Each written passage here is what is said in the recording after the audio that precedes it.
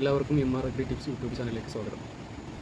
നമ്മളെ വീട്ടുവളപ്പിൽ മിക്കവാറും എല്ലാ ആളുകളും പച്ചക്കറി കൃഷികൾ വീട്ടുവളപ്പിൽ ബൾക്കായിട്ട് ചെയ്യുന്നവരല്ല, അടുക്കളത്തോട്ടം പോലുള്ള പച്ചക്കറി കൃഷി ചെയ്യുന്ന ആളുകളുണ്ടാവും. ഉണ്ടാവുന്നില്ല, എന്തായാലും ഉണ്ടാവും. ഒരു മുളകിൻ്റെ തൈയെങ്കിലും മിക്കവാറും എല്ലാ വീടുകളിലുണ്ടാവും. കാന്താരി മുളക്, വെള്ളക്കാന്താരി, പച്ചക്കറി, വെണ്ട, ചീര, അങ്ങനെ ഒരുവിധം ഏതെങ്കിലും ഒരു ഐറ്റംസ് ഒരു വീടുകൾ പച്ചക്കറി ഉണ്ടാവാതിരിക്കില്ല. അപ്പോൾ എന്ന് വെച്ചാൽ അതിനൊക്കെ നന്നായിട്ട് കായ്ച്ചു വളരാനും കൂടുതൽ കായ്ഫലങ്ങൾ കിട്ടാനൊക്കെ വേണ്ടിയിട്ട് ഉപയോഗിക്കാൻ പറ്റുന്ന ഒരു വളമാണ് NPK 10-10-10 എന്ന് പറയും.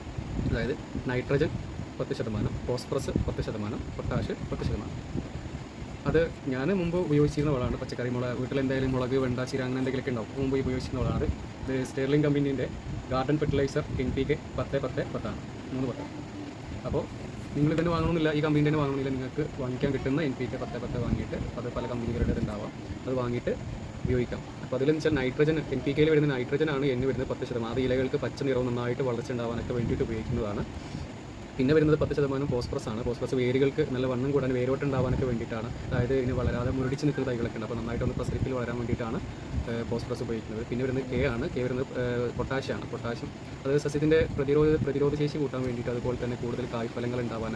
ഇപ്പോൾ മിക്കവാറും പച്ചക്കറി ഉണ്ടാക്കിയ ചില ആളുകൾ പറയും മുളകിൽ കായ് ഉണ്ടാവില്ല, അങ്ങനെയുള്ള പ്രശ്നങ്ങളൊക്കെ പറയാറുണ്ട്. അപ്പോൾ നമ്മൾ പൊട്ടാഷിൻ്റെ കുറവുകൊണ്ടാണ് അങ്ങനെയൊക്കെ വരാറ്. അപ്പോൾ എടുത്തൊക്കെ നമ്മൾ പൊട്ടാഷ് അടങ്ങിയ വളങ്ങൾ കൊടുക്കുക, കായ്ഫലങ്ങൾ കൂടുതലുണ്ടാവും. അപ്പോൾ നന്നായിട്ട് നമ്മളിപ്പോൾ എന്ത് പച്ചക്കറികൾ ഉണ്ടാക്കിയാലും അപ്പോൾ NPK ഉപയോഗിക്കുന്നതിന് മുമ്പായിട്ട് നമ്മൾ നന്നായിട്ട് അടിവളങ്ങൾ കൊടുക്കണം. അടിവളം എന്ന് പറഞ്ഞാൽ വീട്ടിൽ എന്തായാലും ആട്ടുംകാട്ടൻ, ചാണകപ്പൊടി, കോഴിക്കാഷ്ടം, അങ്ങനെ എന്തെങ്കിലുമൊക്കെ വയലുപൊടി, വേപ്പം പിണ്ണാക്ക്, അങ്ങനെ എന്തെങ്കിലുമൊക്കെ വാങ്ങിയിട്ട് ആദ്യം നമ്മൾ ഉപയോഗിക്കാം. അതിനുശേഷം ഞാൻ ഈ പറഞ്ഞിട്ടുള്ള NPK 10-10-10 വാങ്ങിയിട്ട് ഉപയോഗിക്കുക. ഇടുമ്പോൾ എന്ന് വെച്ചാൽ ഓരോ ചെടിക്കും വലിപ്പത്തിനനുസരിച്ച് വേണമെങ്കിൽ നമ്മൾ ചെറിയ ഇപ്പോൾ തൈകൾക്ക് കൊണ്ടുപോയിട്ട് കൂടുതൽ വളം ചേർത്തൽ എന്താവും, അത് ഇട്ട് വൈകുന്നേരം ആകുമ്പോഴേക്കും ഏകദേശം നമുക്ക് റിസൾട്ട് കിട്ടും. വളം ഇട്ടിട്ടുണ്ട് എന്നുള്ള ഒരു കാര്യമായിട്ട് മനസ്സിലാക്കി എടുക്കാൻ പറ്റും. അപ്പോൾ എനിക്കതുപോലെ മുമ്പ് സംഭവിച്ചിട്ടുണ്ട്. ഞാൻ അതുപോലെ കുറച്ച് വളം കിട്ടിയപ്പോൾ എൻ്റെ കയ്യിൽ കുറച്ച് എടുത്തിട്ട് നമ്മളെ കറിവേപ്പിലേക്ക് ഇങ്ങനെ ഒന്നിച്ച് വളരുന്നുണ്ടാവും ചിലപ്പോൾ, അതിലേക്ക് ഒന്ന് ജസ്റ്റ് ഒന്ന് വിതറി കൊടുത്താണ്. അപ്പോൾ ഏകദേശം വൈകുന്നേരം ആകുമ്പോഴേക്കും റിസൾട്ട് ആണ്.